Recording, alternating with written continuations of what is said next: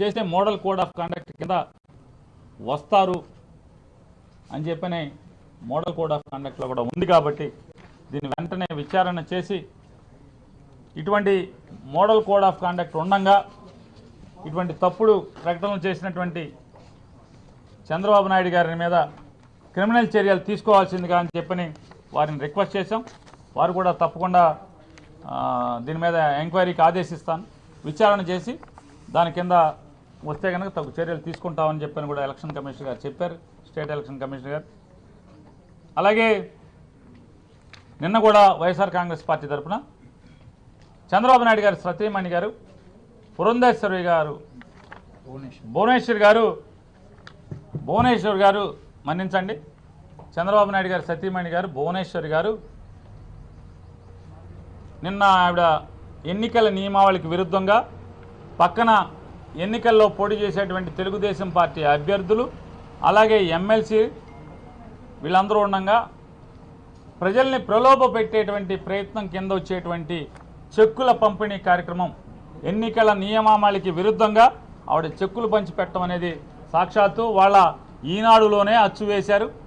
అమ్మగారు చెక్కులు పంచి పెడుతున్నారని చెప్పని ఇది ఎన్నికల నియమావళికి విరుద్ధం కాబట్టి ఖచ్చితంగా దాని మీద చర్యలు తీసుకోమని నిన్న ఇవ్వటం జరిగింది. ఈరోజు కూడా అయ్యా సిఇఓ గారు నిన్న ఇచ్చాం, దాని మీద ఏం చర్యలు తీసుకున్నారని కూడా వారిని అడిగాం. నేను జిల్లా కలెక్టర్లకి సంబంధిత జిల్లా కలెక్టర్కి రాస్తున్నాను, రాసి ఖచ్చితంగా ఎన్నికల నియమావళికి విరుద్ధంగా దాంట్లో చెక్ ఇవ్వటం అనేది పొరపాటు, చెక్ ఇవ్వటం అనేది కరెక్ట్ అయితే కనుక చర్యలు తీసుకోమని చెప్పని కూడా కలెక్టర్లకి ఆదేశాలు జారీ చేస్తాను, సంబంధిత కలెక్టర్ అని కూడా వారు చెప్పడం జరిగింది. ఇది మరొకసారి అలాగే ఈనాడు పేపర్లో ఇవాళ దుర్మార్గంగా కిరాతకంగా వైజాగ్ డ్రగ్స్ గురించి ఒక బ్యానర్ ఐటమ్ పెద్ద హెడ్లైన్స్తో రాయటం జరిగింది. దానిలో అంతా కూడా నల్ల ఇంకుతో రాసే నల్ల సిరాతో రాసే వార్త కంటే కూడా విషాన్ని ఉపయోగించి జగన్మోహన్ రెడ్డి గారి మీద విపరీతమైనటువంటి ద్వేషంతో కూడిన విషం అనే సిరాతో రాసినటువంటి వార్త ఎన్నికల కోడ్ ఆఫ్ కండక్ట్ కింద మోడల్ కోడ్ ఆఫ్ కండక్ట్ కింద వస్తుంది. అది బేస్లెస్ ఎలిగేషన్స్ ఈ రాష్ట్ర ప్రభుత్వానికి వైఎస్ఆర్ కాంగ్రెస్ పార్టీకి మా నాయకుడు జగన్మోహన్ రెడ్డికి ఆపాదించేట్టుగా కిరాతకమైన వార్తలు ప్రజల్లో ఇమేజ్ డ్యామేజ్ చేసేట్టుగా ఈనాడు తప్పుడు వార్తలు రాస్తుంది. కాబట్టి ఈనాడు మీద కూడా చర్యలు తీసుకోమంటే దానికి కూడా చెప్పాం. అంటే ఆయన ఎలక్ట్రానిక్ మీడియా మీద గైడ్లైన్స్ ఉన్నాయి కానీ ప్రింట్ మీడియా మీద లేదు అంటే వారికి కూడా చెప్పాం. మేము ఒక ఉత్తరం మీకు ఇస్తామండి, రిప్రజెంటేషన్ ఇస్తాం, మీరు ఢిల్లీలో ఉన్నటువంటి ప్రధాన ఎన్నికల అధికారికి కూడా రాయండి. వారి ఊహలో లేకపోతే ఎలక్షన్ కమిషన్ యొక్క ఉద్దేశంలో టీవీల్లో మాత్రమే తప్పుడు వార్తలు వస్తాయి, పేపర్ వాళ్ళు చాలా బుద్ధిమంతులు అనుకుంటున్నారేమో, పేపర్లో టీవీలని మించి తప్పుడు వార్తలు విషం చిమ్మే వార్తలు ఎన్నికల్లో ఒక పార్టీని భుజానేసుకుని ఒక పార్టీ కోసం ఈ రకమైన తప్పుడు వార్తలు రాసేటువంటి అవకాశాలు ఈ ఆంధ్రప్రదేశ్ రాష్ట్రంలో మెండుగా ఉన్నాయన్న పేపర్లు ఉన్నాయి. కాబట్టి దాని మీద కూడా దిశానిర్దేశం చేసేట్టుగా వారిని కూడా ఇటువంటి తప్పుడు వార్తలు కేవలం ఎలక్ట్రానిక్ మీడియాలోనే కాకుండా ప్రింట్ మీడియాలో కూడా నిషేధాన్ని లేకపోతే ప్రింట్ మీడియాలో కూడా రెగ్యులేషన్స్ని విధించేట్టుగా గైడ్లైన్స్ ఇమ్మని కోరుతూ మీకు రిప్రజెంటేషన్ ఇస్తాం ఖచ్చితంగా. అంటే మీరు ఇవ్వండి, తప్పకుండా ఢిల్లీ రాస్తామని కూడా చెప్పారు. ఇవన్నీ కూడా ఈరోజు అంటే ఆంధ్రప్రదేశ్ చీఫ్ ఎలక్టరల్ ఆఫీసర్ గారి దగ్గర వైఎస్ఆర్ కాంగ్రెస్ పార్టీ పెట్టుకున్నటువంటి అభ్యర్థనలు విన్నపాలు. ఎవరి దగ్గర ఉన్నాయి?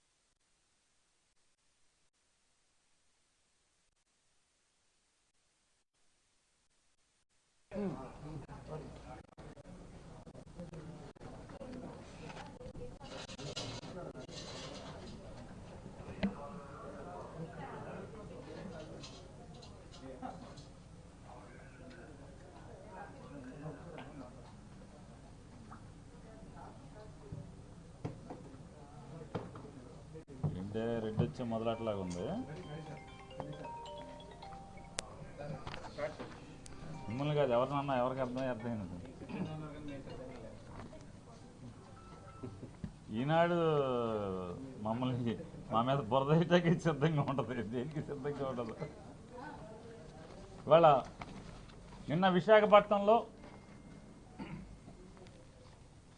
కేవలం ఆంధ్రప్రదేశ్ రాష్ట్రమే కాదు భారతదేశం కూడా ఒక్కసారి తుళ్ళిపడేటువంటి సంఘటన జరిగింది.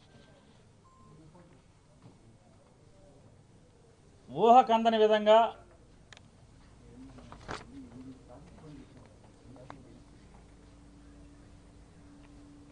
$25,000 కిలోల మత్తు పదార్థాలు ఒక కంటైనర్లో విశాఖపట్నం చేరుకున్నటువంటి డ్రగ్స్ని సిబిఐ ఆ డ్రగ్స్ అన్నీ కూడా పోర్టు దాటి ప్రపంచం మీద పడకుండా పట్టుకోవటం అనేది ఈరోజు ఒక ఆంధ్రప్రదేశ్ రాష్ట్ర యువతే కాదు భారతదేశ యువత మొత్తం కూడా అదృష్టవంతులని మనం చెప్పుకోవాల్సిన పరిస్థితి. ఇవాళ అంత పెద్ద ఎత్తున మనందరి అదృష్టవశాత్తు బయటికి రాకుండా పట్టుబట్టం అనేది అదృష్టం అయితే, ఇవాళ దాంట్లో ఉన్నటువంటి లావాదేవీలు జరిపినటువంటి సంస్థలు, వ్యక్తులు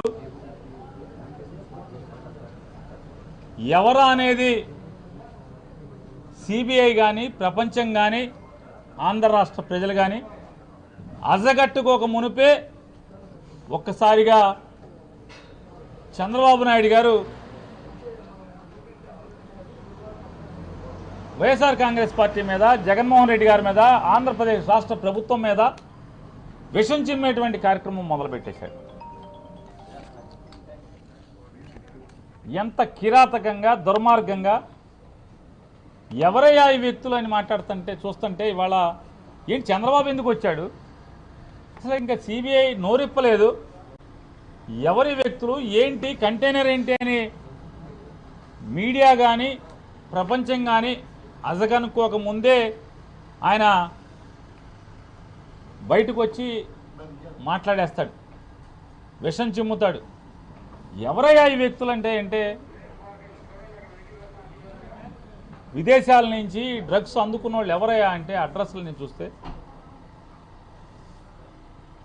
అంతా మనోళ్లే, అంతా బీరకాయ పీసే, అంతా చుట్టరకాలే,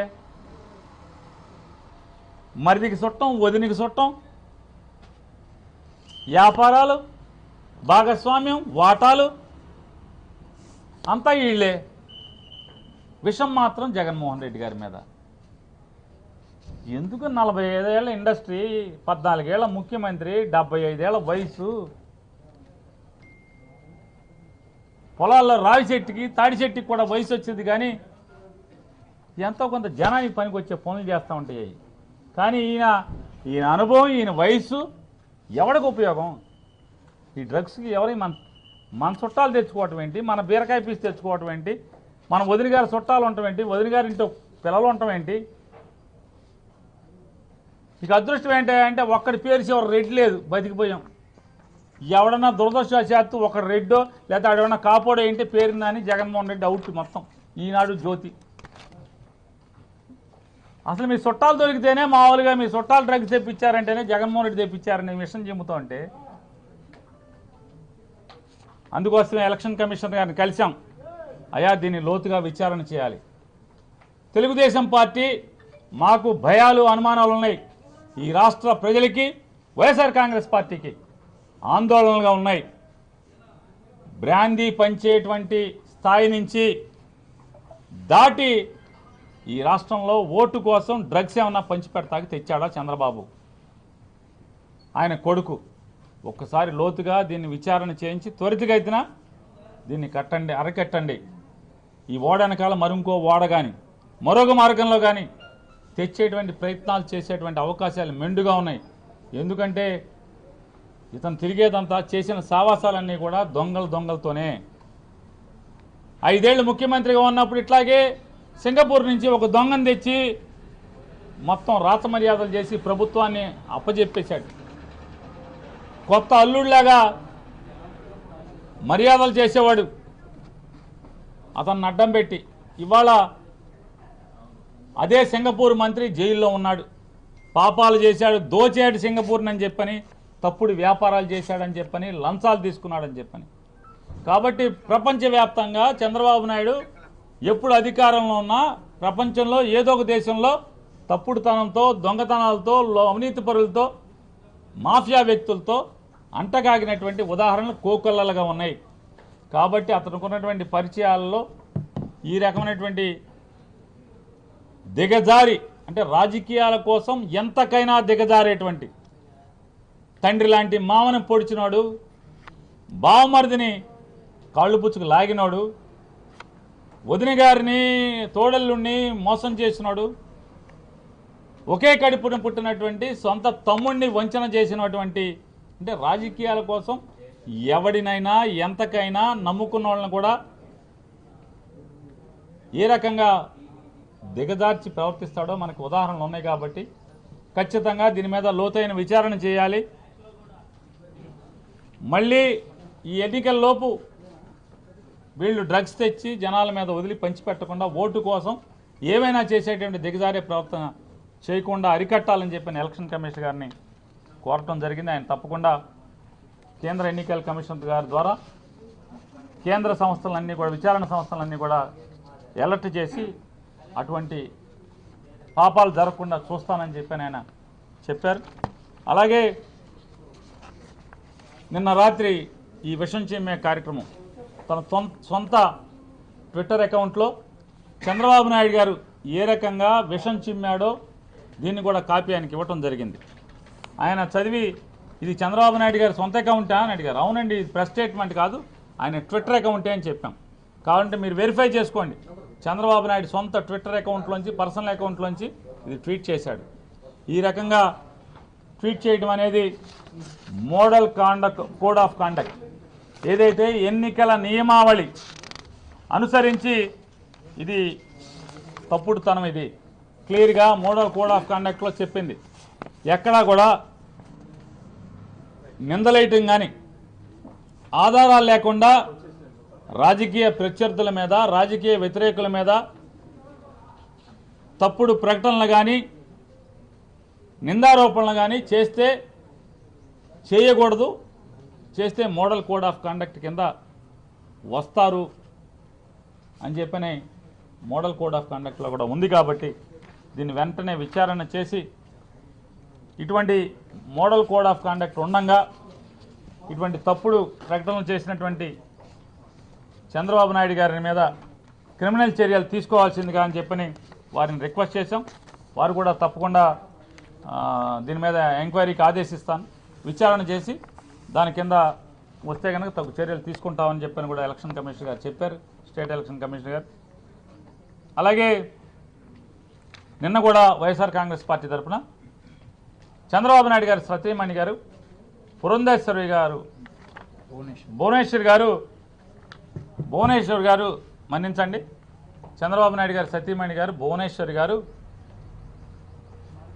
నిన్న ఆవిడ ఎన్నికల నియమావళికి విరుద్ధంగా పక్కన ఎన్నికల్లో పోటీ చేసేటువంటి తెలుగుదేశం పార్టీ అభ్యర్థులు అలాగే ఎమ్మెల్సీ వీళ్ళందరూ ఉండగా ప్రజల్ని ప్రలోభ పెట్టేటువంటి ప్రయత్నం కింద వచ్చేటువంటి చెక్కుల పంపిణీ కార్యక్రమం, ఎన్నికల నియమావళికి విరుద్ధంగా ఆవిడ చెక్కులు పంచిపెట్టడం అనేది సాక్షాత్తు వాళ్ళ ఈనాడులోనే అచ్చు వేశారు. అమ్మగారు చెక్కులు పంచి పెడుతున్నారని చెప్పని, ఇది ఎన్నికల నియమావళికి విరుద్ధం కాబట్టి ఖచ్చితంగా దాని మీద చర్యలు తీసుకోమని నిన్న ఇవ్వటం జరిగింది. ఈరోజు కూడా అయ్యా సిఇఓ గారు నిన్న ఇచ్చాం, దాని మీద ఏం చర్యలు తీసుకున్నారని కూడా వారిని అడిగాం. నేను జిల్లా కలెక్టర్లకి ఆ సంబంధిత జిల్లా కలెక్టర్కి రాస్తున్నాను. రాసి ఖచ్చితంగా ఎన్నికల నియమావళికి విరుద్ధంగా దాంట్లో చెక్ ఇవ్వటం అనేది పొరపాటు, చెక్ ఇవ్వటం అనేది కరెక్ట్ అయితే కనుక చర్యలు తీసుకోమని చెప్పని కూడా కలెక్టర్లకి ఆదేశాలు జారీ చేస్తాను, సంబంధిత కలెక్టర్ అని కూడా వారు చెప్పడం జరిగింది. ఇది మరొకసారి. అలాగే ఈనాడు పేపర్లో ఇవాళ దుర్మార్గంగా కిరాతకంగా వైజాగ్ డ్రగ్స్ గురించి ఒక బ్యానర్ ఐటమ్ పెద్ద హెడ్లైన్స్తో రాయటం జరిగింది.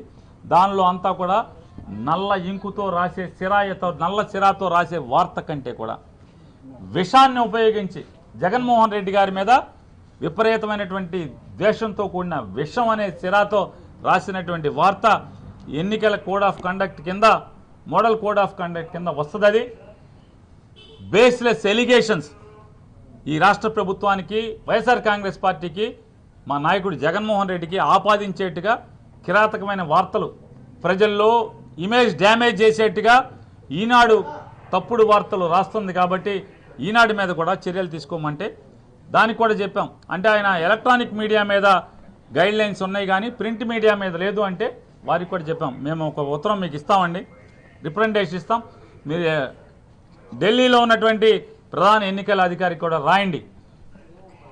వారి ఊహలో లేకపోతే ఎలక్షన్ కమిషన్ యొక్క ఉద్దేశంలో టీవీల్లో మాత్రమే తప్పుడు వార్తలు వస్తాయి, పేపర్ వాళ్ళు చాలా బుద్ధిమంతులు అనుకుంటున్నారేమో. పేపర్లో టీవీలని మించి తప్పుడు వార్తలు, విషం చిమ్మే వార్తలు ఎన్నికల్లో ఒక పార్టీని భుజానేసుకుని ఒక పార్టీ కోసం ఈ రకమైన తప్పుడు వార్తలు రాసేటువంటి అవకాశాలు ఈ ఆంధ్రప్రదేశ్ రాష్ట్రంలో మెండుగా ఉన్నాయన్న పేపర్లు ఉన్నాయి. కాబట్టి దాని మీద కూడా దిశానిర్దేశం చేసేట్టుగా వారిని కూడా ఇటువంటి తప్పుడు వార్తలు కేవలం ఎలక్ట్రానిక్ మీడియాలోనే కాకుండా ప్రింట్ మీడియాలో కూడా నిషేధాన్ని, లేకపోతే ప్రింట్ మీడియాలో కూడా రెగ్యులేషన్స్ని విధించేట్టుగా గైడ్ లైన్స్ ఇమ్మని కోరుతూ మీకు రిప్రజెంటేషన్ ఇస్తాం ఖచ్చితంగా. అంటే మీరు ఇవ్వండి, తప్పకుండా ఢిల్లీ రాస్తామని కూడా చెప్పారు. ఇవన్నీ కూడా ఈరోజు ఆంధ్రప్రదేశ్ చీఫ్ ఎలక్టరల్ ఆఫీసర్ గారి దగ్గర వైఎస్ఆర్ కాంగ్రెస్ పార్టీ పెట్టుకున్నటువంటి అభ్యర్థనలు, విన్నపాలు.